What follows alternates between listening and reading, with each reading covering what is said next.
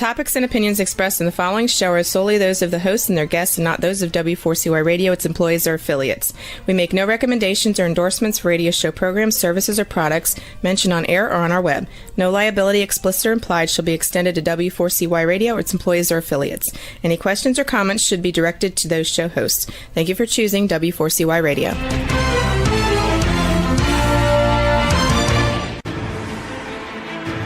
What's working on purpose anyway? Each week, we ponder the answer to this question. People ache for meaning and purpose at work, to contribute their talents passionately and know their lives really matter. They crave being part of an organization that inspires them and helps them grow into realizing their highest potential. Business can be such a force for good in the world, elevating humanity. In our program, we provide guidance and inspiration to help usher in this world we all want, working on purpose. Now, here's your host, Dr. Elise Cortez.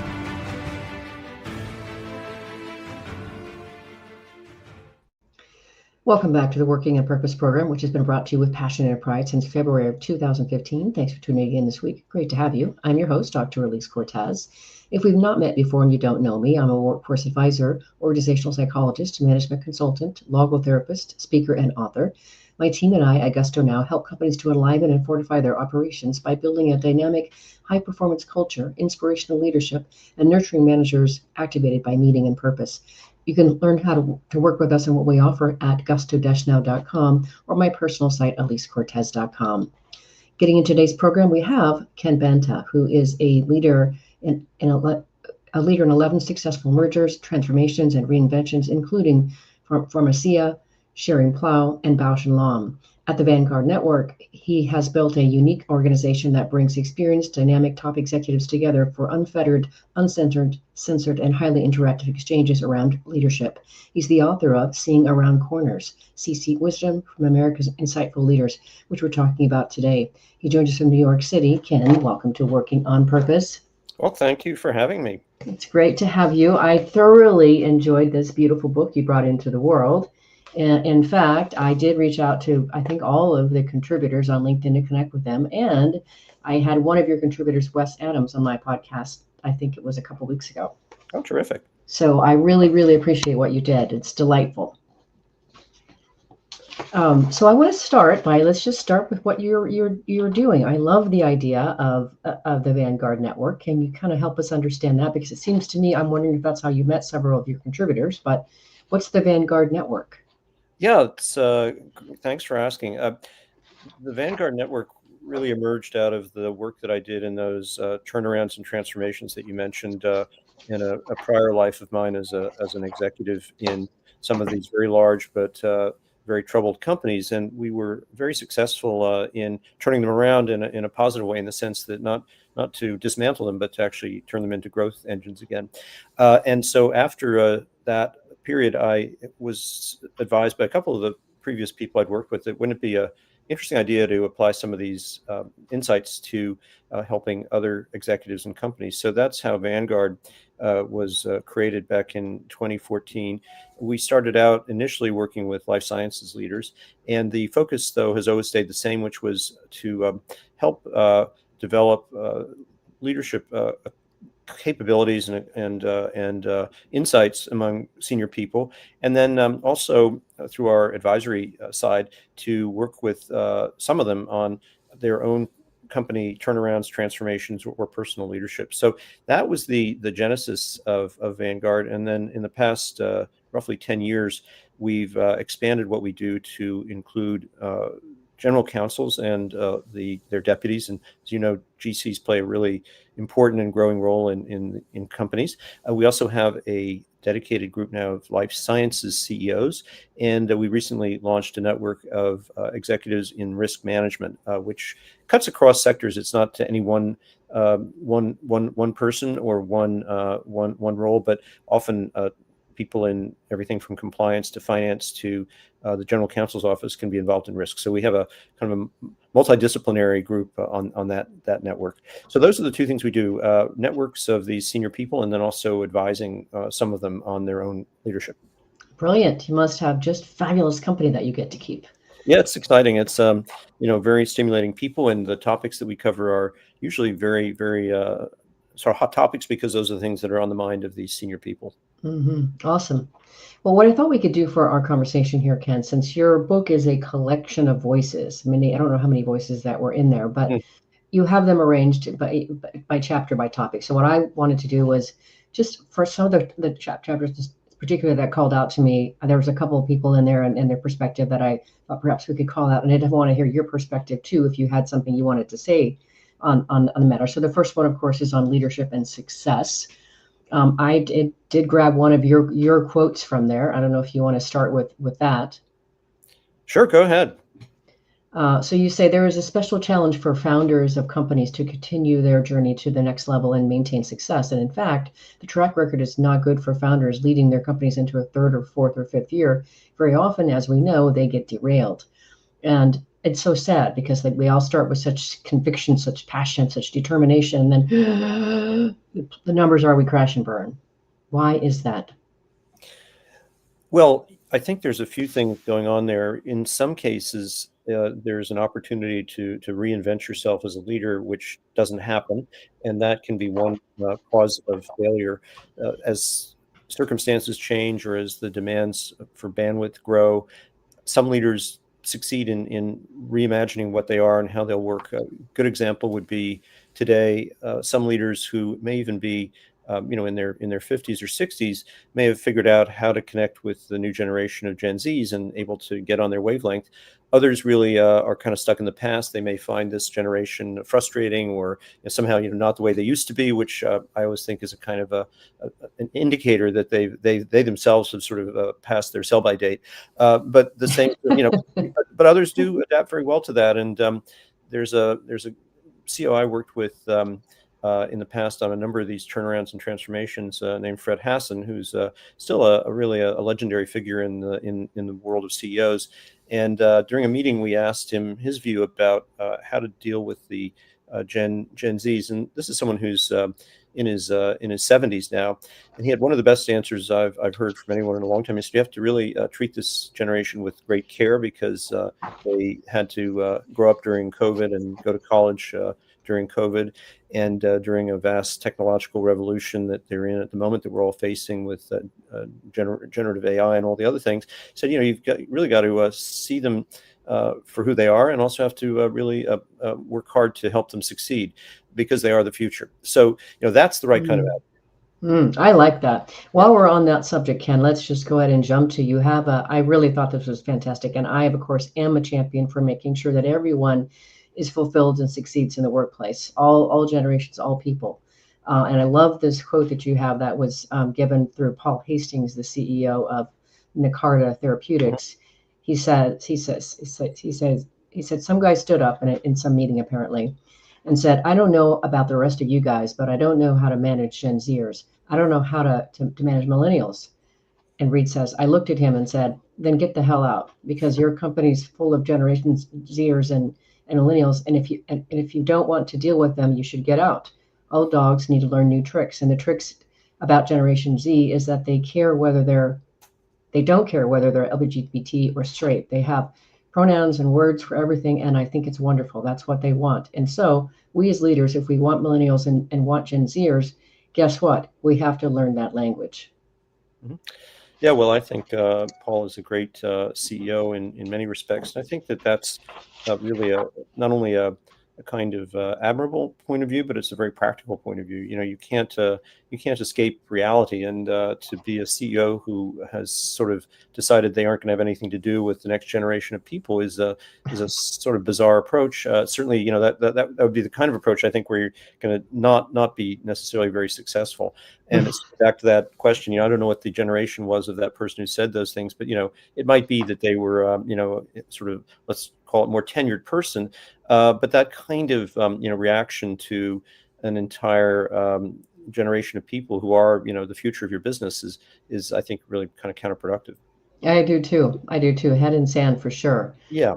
I actually had I was speaking at HR Southwest conference here last week in the Fort Worth. And there was a conversation about Gen Zers, and even Johnny C. Taylor said some remarks about Gen Zers. And I thought, well, these different conversations were along the same tone of, you can't do anything with Gen Zers. And I reached out to a CEO friend that I know down in Houston and asked, hey, you run a very large e-commerce organization. I know you have all kinds of Gen Zers and millennials in your organization. Has this been your perspective? And he said, no. He said, my experience is that Gen Z and millennials want purpose. They want to be able to live their values. They want transparency. They want meaningful work. They want to be able to enjoy their fuller lives. And if you can appeal to that, they're pretty darn good workers. Yes, and also I think we all get a little confused between a certain generational factor or characteristics that we associate with Gen Zs or that are associated with them, a certain attitude or way of operating. And I think that sometimes just gets confused with the fact that they're all in a certain age of their life. And so Right. many Yeah. of the people who are very critical about Gen Zs should probably recollect what they were like at 21 and think about it, because I think a lot of people grow out of some of the habits that bother people. For example, Mm. Gen Zs are often associated with being very opinionated and very willful and very judgmental of other people. And my own feeling about that is, well, that's pretty much the way I was when I was that age. And maybe I'm still a bit like that, but people do mature, and I think that's probably what we're going to see with this generation as well. Mm. That is a fresh perspective, Ken. Thank you for that. That's really fresh.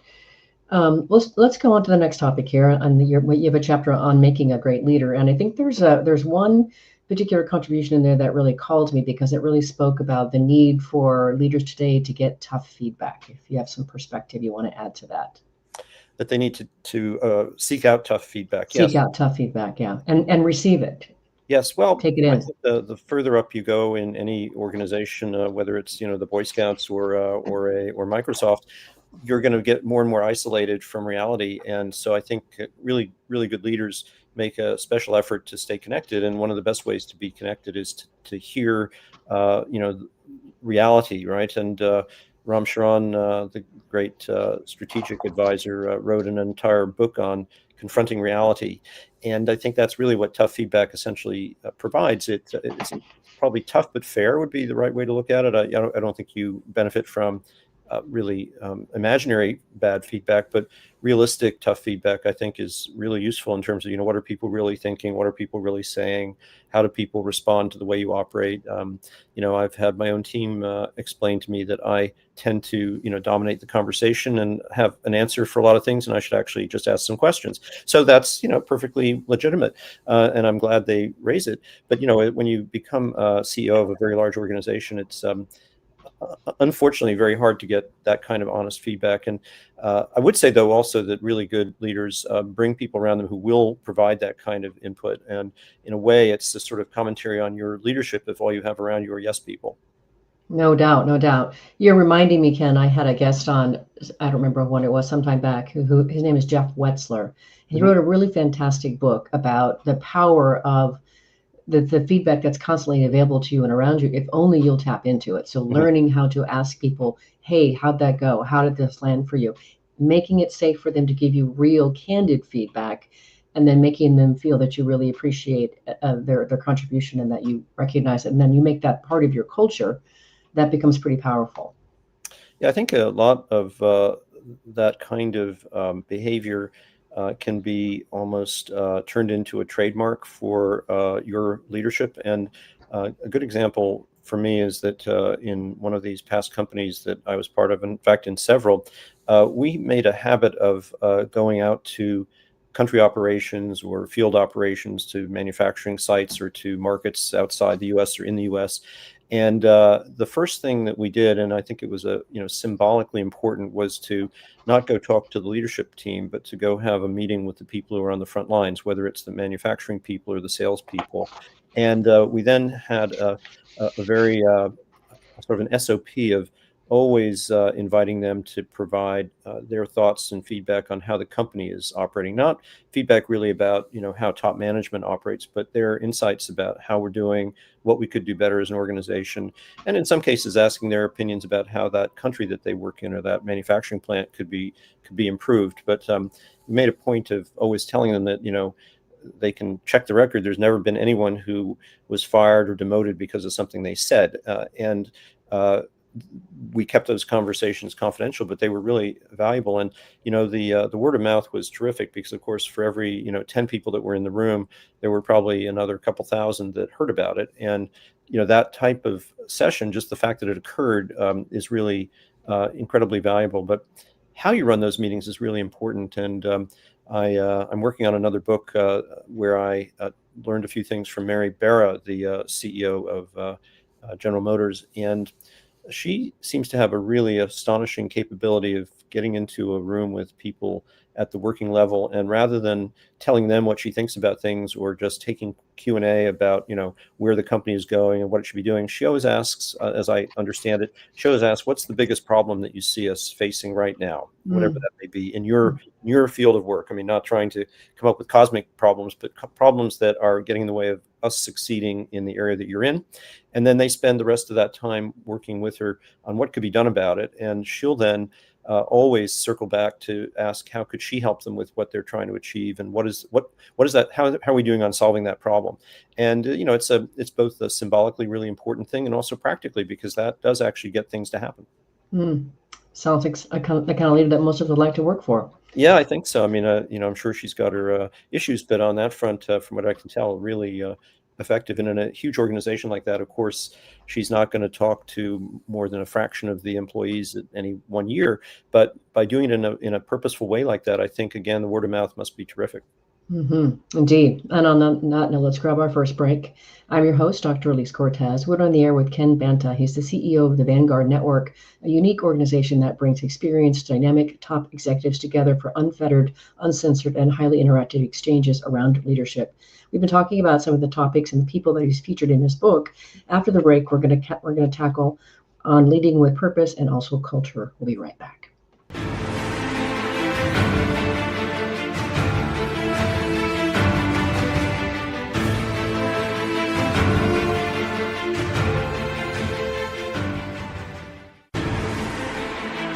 Dr. Elise Cortez is a management consultant specializing in meaning and purpose, an inspirational speaker and author. She helps companies visioneer for greater purpose among stakeholders and develop purpose-inspired leadership and meaning-infused cultures that elevate fulfillment, performance, and commitment within the workforce. To learn more or to invite Elise to speak to your organization, please visit her at elisecortez.com. Let's talk about how to get your employees working on purpose.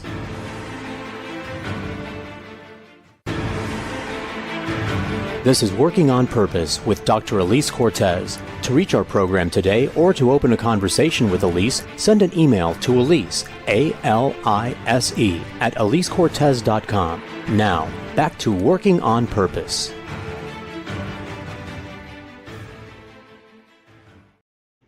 Thanks for staying with us and welcome back to Working on Purpose. I'm your host, Dr. Elise Cortez, as I, too, am dedicated to helping create a world where organizations thrive because their people thrive and they're led by inspirational leaders that help them find and contribute their greatness. And we do business that betters the world. I keep researching and writing my own books. So one of my latest came out called The Great Revitalization, How Activating Meaning and Purpose Can Radically Enliven Your Business.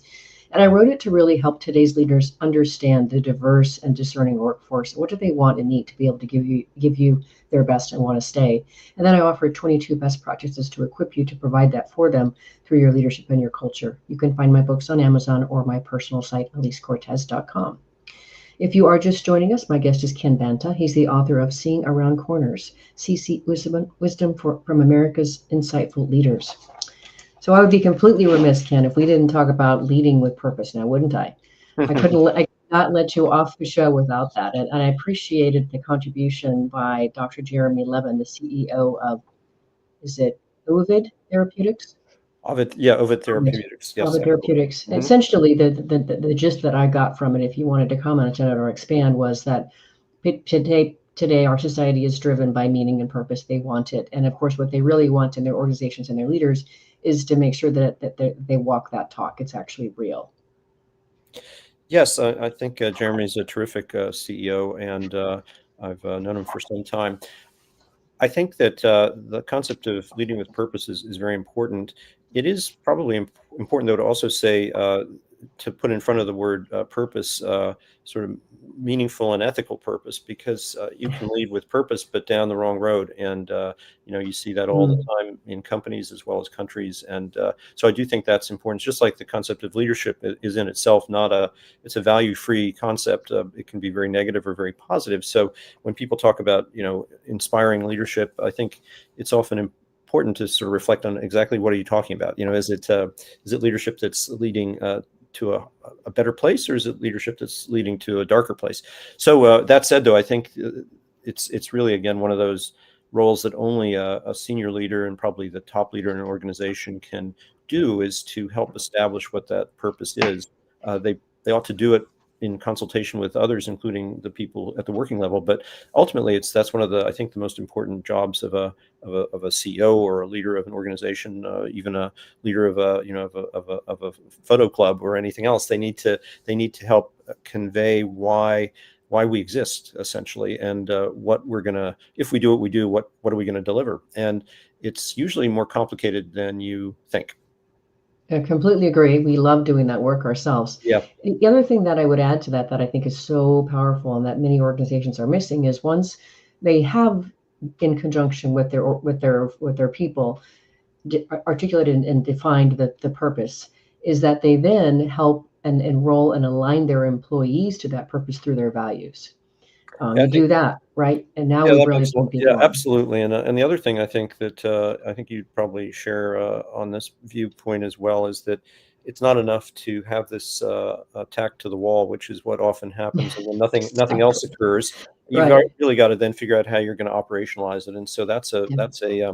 huge task. And it's not enough, I think, to simply kind of so-called walk the talk on that, when you've got to figure out how it's actually going to get transmitted and really in some way instilled into the DNA of the organization. And there are a lot of different ways to do it, but it really requires a lot of kind of tenacity and also sort of inspiration in terms of how to make that stick. And again, I think, for every person who leads an organization that does that, there are probably 10 or 20 that don't. And I think that's unfortunate. Same thing goes for branding. I have a very good friend who runs Straight Line, a global branding company.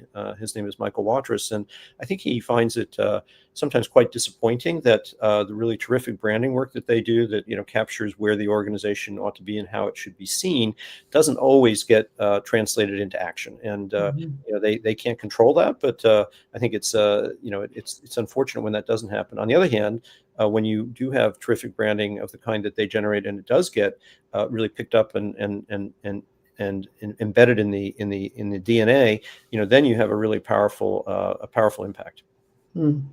Agreed. And I over the years have had so many fantastic guests that have contributed and expanded my knowledge and the way that we practice and our consulting around that. And Dr. Carlos Rey out of Barcelona really has some great work around helping to really operationalize purpose around the head, the Mm-hmm. heart, and the hands. Mm-hmm. Once you do that, and you literally, I love your word operationalize, we use that too, Mm-hmm. and you really can operationalize purpose throughout the organization. And here's the cool thing, you can actually measure how purpose is lived through those three aspects. So you do that, now you know where the problem is and where you need to address it in the organization. No, that's terrific. And the other thing that I'm sure we've both seen is how important it is to have the purpose really be genuine. In other words, there are organizations that sort of manufacture a sense of direction or purpose that isn't really Right. believable, and I think that actually causes more harm than having none at all. And I'm really thinking of examples where I'm not thinking of a specific law firm, but you can always imagine a law firm that says that what we are the best possible vendor, not even vendors, but we've gone from being a vendor to a peer advisor to our clients. And if that doesn't resonate with the people in the organization, which it probably wouldn't, you've then really sort of undermined your external credibility, but you've also undermined your internal cohesion. Mm-hmm. Yeah, I've actually had interviews with employees who were part of organizations whose purpose was not being lived. In fact, just the opposite was. It's incredibly debilitating for people. Yeah. And then back to your point too about it not being clear. When I was speaking at the HR Southwest conference, I did a workshop as well on helping the participants on just what we've been talking about here, how to be able to detect and embed your purpose into your culture, et cetera. And there was somebody in there who was struggling. And I said, well, what's the purpose of your company? And she said, to provide great customer service. And I said, what's the name of your company? What is it that you actually do? And she said, we provide warranties. And I said, well, I think that you have a value on customer service, but your purpose is to provide peace of mind. Yes, And exactly. she said, we don't think about it that way. So like that would be a real opportunity to start to turn on some of the souls in that organization who maybe can't get excited about just great customer service, but can get behind the idea, I'm helping people sleep better at night. Yes, and potentially much more real as well. And again, I think back to the frontline people, they usually wouldn't say they always know best, but they know at least as well as top management what things like that should be and what will resonate. Not only with themselves but with the people that they contact, who are the customers of the organization or the stakeholders. And so it seems to me always a bit bizarre, really, when you hear about purpose statements or other things being created either in a vacuum or being created by an external agency together with the Right. senior management team. Right. At some point, there's a missing link here, which is everybody else, and that'll help you. Not only will you get buy-in, but of course you'll get mid-course correction, because people will say, who actually are in the warranty side of things, they will say, well, we don't do customer service, we do peace of mind, and that's the message that should be heard at the top. Mm-hmm. Indeed. So much that we could talk about here. I appreciate getting to talk with someone who's been involved with so many organizations and turnarounds and transformations and really understands the value of this. Let's move on, since I think we've done a pretty good job of dealing with culture in that conversation. Let's talk about innovation. I think you have one of your remarks in there I grabbed here. You say that I think strategy is somewhat overrated. The world is changing too quickly that having a 3-year strategy is sometimes meaningless. Having a sense of purpose and where you're going with your organization, and then being very agile about how you get there, and especially making sure that the people in the organization understand what the purpose is and that you can get there. So kind of related to what we've been talking about here. But now I think it's really interesting to focus that whole conversation on innovation, if you want to add a little more color to that. Sure. I think what I've observed, both inside companies and then working with executives on their companies, is that the whole concept of innovation sometimes can be, first of all, very narrow. People think of innovation as something that happens in a lab or with some sort of scientific endeavor. But what I've seen is that innovation can happen, in the administrative assistant role. There can be innovation in sales and marketing. There can be innovation also in the role of senior management and how they interact with people or how they do their job. So I think innovation is, there's lots of different ways of defining it. But I think, one way that I've heard that resonates with me is that it's a way of doing things better and more and better and faster and differently. And so, if you think of those criteria, then an awful lot of things are innovation. And also a lot of things that organizations do are not innovation. And sometimes that's the problem, is that they're not, thinking around corners, and they're not looking at the way the environment is changing. There's, I think that especially in a time of intense change, which I think we're in currently, change environments, I think, go like waves. There's change all the time, but then there are increasing waves and pressures that arise. And I think, we're in one of those now for sure on lots of fronts. That's the time when innovation becomes even more essential, because you've got to be able to, move agilely and come up with new ways to do things, new ways to get to where you're going. And in that element, I think it's not that strategy is a bad idea, but I think it can get overrated, because people talk about sticking to their strategy when really perhaps they need to be sticking to their goal, and then how they get there is going to change possibly by the day. You need the agility, you need the adaptability, and I think that's something that and nimbleness, and those are things that if you look at strategy in the wrong way, it becomes kind of a straitjacket of, well, this is how we said we were going to do it, and we have a 5-year plan, so we're going to do things for the next 5 years just like that. But if the 5-year plan is to actually be agile and adaptive, then that's a different kind of strategy. Mm-hmm. Just so much in this conversation, Ken. So happy to meet you and cross paths, learn from you, connect with you. You have a contributor in your book named Gina Cox, who's an organizational psychologist and the author of Leading Inclusion.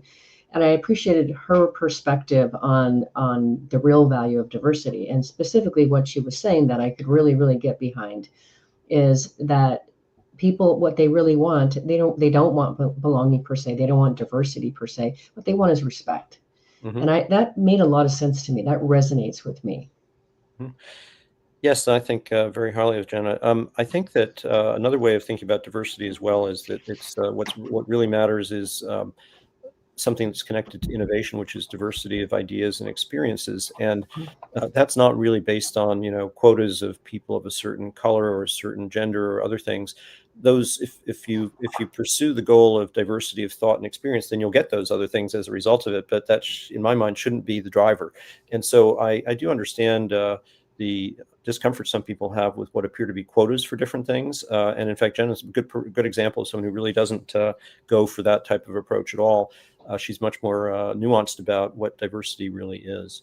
And as you said, part of it is that sense of people being respected. And in my mind, another piece of genuine diversity is that diversity of ideas and diversity of experience, Yeah. which will then lead to other types of diversity, but not the other way around. So are you going to get a more diverse and innovative organization by simply hiring 50% more people of a certain background? No, but if you aim to diversify the inputs into the organization, the other part of it will follow. I love that. Amazing. I can't argue with that at all. It's again another sort of fresh take on the matter. I appreciate that very much, Ken. Oh, Let's talk just a little bit about the role of general counsel. I mm, have to say I was very taken by surprise when Greg Baker, the general counsel for Giant Eagle, mm, says I think that um, he's talking about the role of general counsel as the conscience of the company. I have never seen it. I've never thought about it that way ever. Perspective on the role of general counsel, especially as a conscience.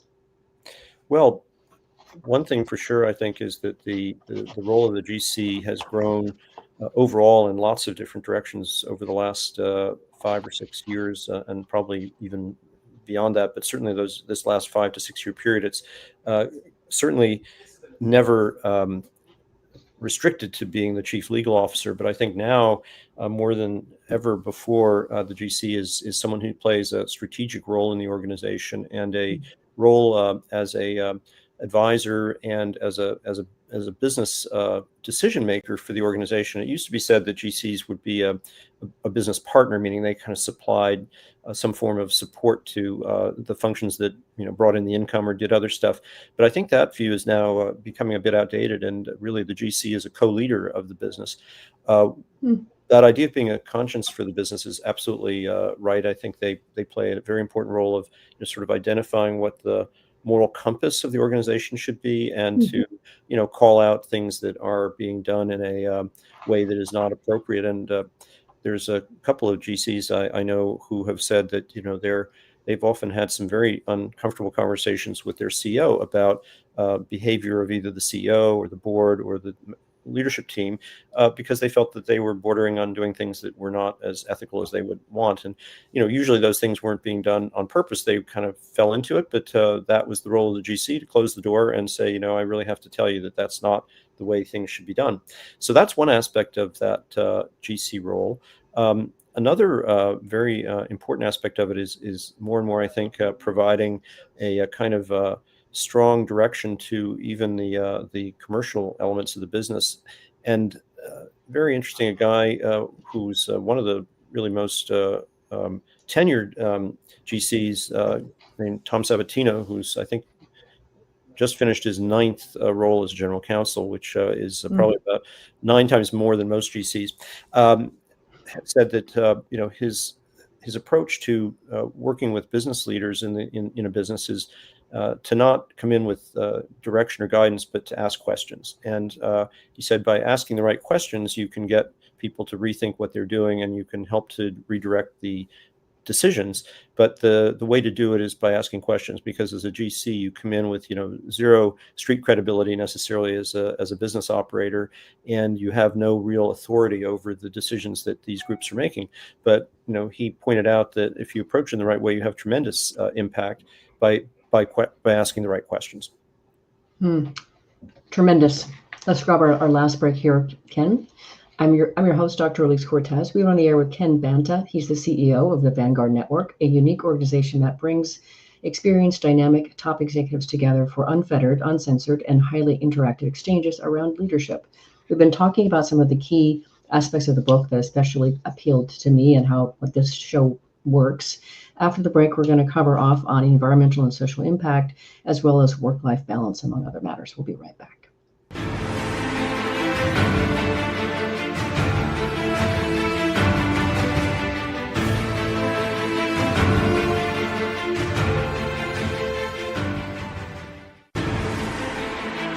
Dr. Elise Cortez is a management consultant specializing in meaning and purpose, an inspirational speaker and author. She helps companies visioneer for greater purpose among stakeholders and develop purpose-inspired leadership and meaning-infused cultures that elevate fulfillment, performance, and commitment within the workforce. To learn more or to invite Elise to speak to your organization, please visit her at elisecortez.com. Let's talk about how to get your employees working on purpose.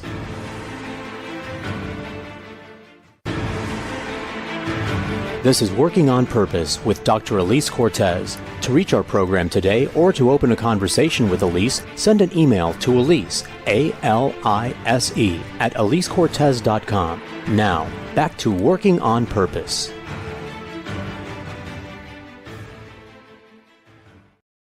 Thanks for staying with us and welcome back to Working on Purpose. I'm your host, Dr. Elise Cortez. As you know by now, this program is dedicated to empowering and inspiring you along your journey to realize more of your potential. If you want to learn more how we can work together and what we offer at the Gusto Now Academy, you can go to gusto-now.com and then go to the training tab and you'll find the information there. If you're just now joining us, my guest is Ken Banta. He's the author of Seeing Around Corners, C-Suite Wisdom from America's Insightful Leaders. So I realize we're moving fast through this conversation. I do want to move on to, I think let's go straight to work-life balance. I really liked the entry in here from, let's see, James Harrington, who's the Chief Global Intellectual Property Counsel for Radius Health. I like how he essentially is talking about leading by example. So what that means is that if in his case, do you have somebody that you want to get to a game or a soccer game, and you want to show that I'm going to this, I'm leaving the office and I'm going to go see my son's soccer game.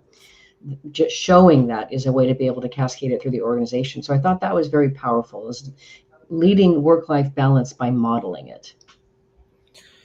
Yeah, I think it's very important. And of course, in today's environment where everyone can work remotely from anywhere, it can, on one hand, enable a lot of flexibility in your working environment and balance between work and other things. And on the other hand, it can cause you to be working all the time, no matter where you are.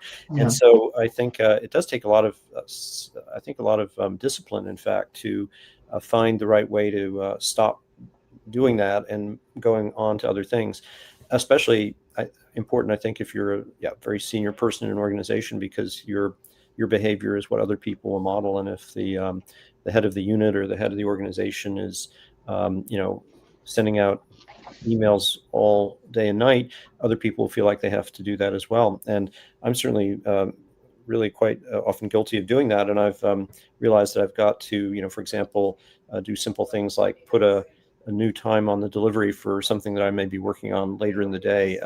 There's no reason for it to go out at 8 p.m. It can go out at 8:30 a.m. And I'm not always good at remembering that, but that's one of those important things that I think people need to do. And on the other hand, it's interesting that in some organizations, people will find it worrying especially if the CEO, for example, is really working 9 to 5. They really do expect them to be working longer than that. So I think sometimes it's partly it's behavior, and sometimes it's being really quite transparent about what's going on. To the tune of as CEO, I do have to work on the weekend, and I am going to do that, but you do not have to do that, and I don't expect you. And that's maybe more honest than saying everyone around here is going to work, only, their tools will drop at 5 p.m. because people will see that you didn't do that. On the other hand, if you're quite transparent about why you in a particular role need to work even different hours, perhaps maybe you're going to not be visible, from 2 to 4 in the afternoon because you're doing something else, but you will be working from 8 to 10, by especially if you're someone who's in a leadership role, it can often be just very effective to explain that context. And that's not quite role modeling, it's kind of role explaining. I like that, especially, that situating that, hey, part of my job is to work on the weekend. That's what I signed up for, but we're not saying that it's yours. I think that's very, very powerful. And not just once saying that, but that's an ongoing discussion or part of the conversation. That makes a lot of sense to me. Yeah, and probably I've seen some very good senior leaders call people out in a really nice fashion, good fashion of saying, "Well, I just sort of saw you sending me an email on Saturday, and while I may send out emails on Saturday, I really don't want to see one from you." And not said that's said in a much more of a kind of supportive fashion than angry. It's just saying, I really want to make sure that people in your kind of role don't feel compelled to send me emails on Saturday, even if I sent one to you. hmm hmm Moving on now to a really critical topic that's near and dear to our heart as well, and that's the idea of empowering people. What we know, of course, is when we look at the global employee engagement rate, it's 21%. In the US, it's 31%. There's a reason for that. And there are a lot of organizations that really squash the drive, the initiative of people and don't empower them. And you have several entries in your chapter on this, and I could go into one, but I would just start. I'd love to start with your perspective on how to empower people and why it's important. Well, I think that it's important in certain respects for people to feel like they have value in what they're doing and feel like they are working in a way that they can go home and tell people was meaningful. So Wes Adams, who I think you had on the show, has written an entire book on meaningful work, and so I think empowerment is either a subset of that or the other way around. But I think that's very, very important.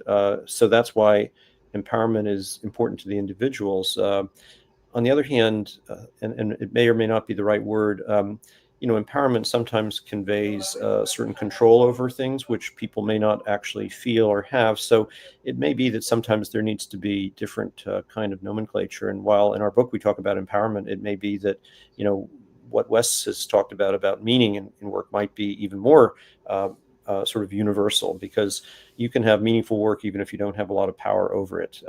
If you, for example, are working in a nonprofit that does great things for people, your role is as a assistant to somebody. You may not have a lot of power literally over the environment that you're in, but you have a tremendous amount of meaning to what you're doing, and that may be the thing that makes you feel like you want to come back the next day and get up in the morning. So there's, I guess, the nomenclature is important, the words. The other aspect of empowerment or meaning in work is, of course, it does generate better work. So if you're a person running an organization, whether it's a for-profit or nonprofit or something else, it really does literally, pay off to have people who feel like this is worthwhile. So you have it's one of those things where you should be able to have a virtuous circle where people feel like what they're doing is really meaningful, and in turn they do better work because they feel like they want to. The other final aspect I'd mention, though, is that sometimes people really employees in certain sectors or maybe in certain roles want to see limits on how much empowerment they have. They see their job as not the main part of their life, and they want to be there for 8 hours a day, but they don't want to be taking control of things. They don't want to be overly responsible for certain things. I've had people working with me who did a great job, but they really were not interested in responsibility in a certain sense. They wanted to avoid, for lots of good reasons, they didn't want to be responsible for outcomes. And so, I think you have to draw a fairly nuanced line through that word of empowerment, because I think in some cases it can scare people. They don't want to be empowered the way you want them to be empowered. Yeah, very, very, very good point indeed. And Wes actually, well, we did talk about that when we were on Oh, yeah. together. We did discuss it. I also have James Root coming on, who wrote the archetype effect, and Oh, he's yeah. identified 6 motivators at work. And one of the groups is the operators, and that would probably describe a lot of what you're talking about. Mhm. We need them. Very important part of organizations. They Yeah, motivate very differently. So I think that's really important not to assume that everybody wants the same thing, just like in the course of the generations, everything else we're talking about here. yeah. The several of the organizations I've been in have talked about the importance of having A players, and that's valuable up to a point. But if everybody is a person who's taking initiative and making decisions and demanding more and wanting to rise up in the organization, you're going to have a dysfunctional place. There's room for what are so-called, maybe not in a positive sense described as the B's and the C's, but if you change it around to say the operators, those are people who really make things happen. Do they have ambitions to run the unit or the company? No. But if everyone did, we'd actually have a problem. Right, indeed, indeed. Well, speaking of this conversation, we're really talking also about building the team and staffing. That's how I started in this industry like 28 years ago, was Hmm. recruiting and staffing. So I like the contribution that Andy Bromberg, who's the chairman of Echo, I think it is, he Hmm. says we use a principle at Echo called hell yes or no. And so the question is, if it's about hiring somebody, should we bring this person on? The answer is the 2 choices are hell yes or no. I thought that that's fairly funny, but perspective on that idea.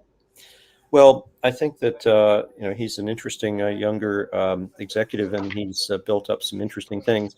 I think as you move along in at least maybe more layered organizations, you find that you're probably having a somewhat more nuanced approach to how you bring people on board. I mean, you know, there's a reality is there's a very good chance that opinions are going to be divided about a person, No and doubt. so and people are probably going to have pluses and minuses for how they will operate. So you're typically, I think, making decisions either you're never going to get consensus about who's the best person. So if you are the senior leader, eventually you just have to decide. You have to be prepared to compromise on certain things. No one's going to be perfect. I was just working with someone in a nonprofit that I'm on the board of, and she's planning to bring in a new person to work with her, and she had a laundry list of things that this person ought to be able to do. And what we agreed in the end was, well, let's put those into buckets of A, B, and C. A being top priority, B, great, and C, nice to haves, because otherwise you're going to be trying to find a person that doesn't exist, which is who has all these capabilities, or they're going to say they do, and you'll be very disappointed.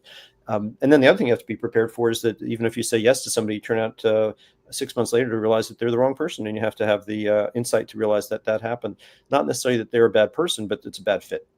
Indeed. Indeed. We also have something in the book here that we don't really have time to talk about, but I do want to call it out. Is it's the idea that many people, organizations tend to hire ourselves, and I discovered it when I was in recruiting too, Ken. When I was taking the rec or the spec, people would say, "Well, I want this, and this," and what they would be describing, I'd look right up and say, "You want me to hire a clone of you?" Oh, no, no. Oh, that's what you just described. So just want to point that out as it's one of the many evils and things that we just have to be aware of and bring to our consciousness to do differently. Yeah, I think it's related to that diversity topic, right? I mean, that if you hire nothing but people like yourself, you aren't going to have the diversity of insights around you that you need to have, and then you'll be disappointed. Indeed, indeed.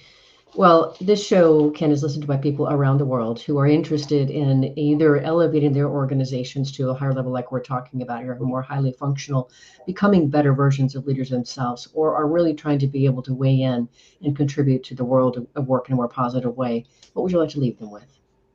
Well, I think that I would leave behind the thought that while sometimes we think of leaders as people at the top of an organization, I really think everyone is a leader in different ways, and often, most especially, the people who are at the working level, because they are the ones who work with the stakeholders, figure out how to get things done, and make things happen. And so, I think, to me, that's the best concept, best definition of leadership.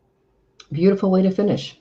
Thanks for coming on Working on Purpose, Ken. Very happy to know you. You really have taught me a lot, you and your colleagues, and inspired. Thank you. Thanks for having me. It was great to be with you, and I learned a lot as well. I'm glad. It should be like that. So what Dr. Seuss says, it should be like that. Listeners and viewers, you're going to want to learn more about Ken Banks, the Vanguard Network, and the book that he has out, Seeing Around Corners. So I suggest a couple things. One, you can go to the main website. It's thevanguardnetwork.nyc. You can also find him on LinkedIn, and you can also directly email him at kbanta@thevanguardnetwork.nyc.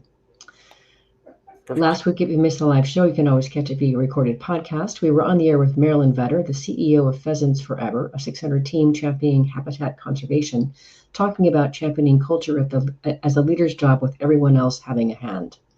Next week, we'll be on the air with James Root talking about his new book, The Archetype Effect, Unlocking the 6 Types of Motivation at Work. See you then. And together, let's lean in and learn together how to make workplaces that work for everyone and find ways to do business in a way that betters the world. Let's work on purpose. We hope you've enjoyed this week's program. Be sure to tune in to Working on Purpose, featuring your host, Dr. Elise Cortez, each week on W4CY.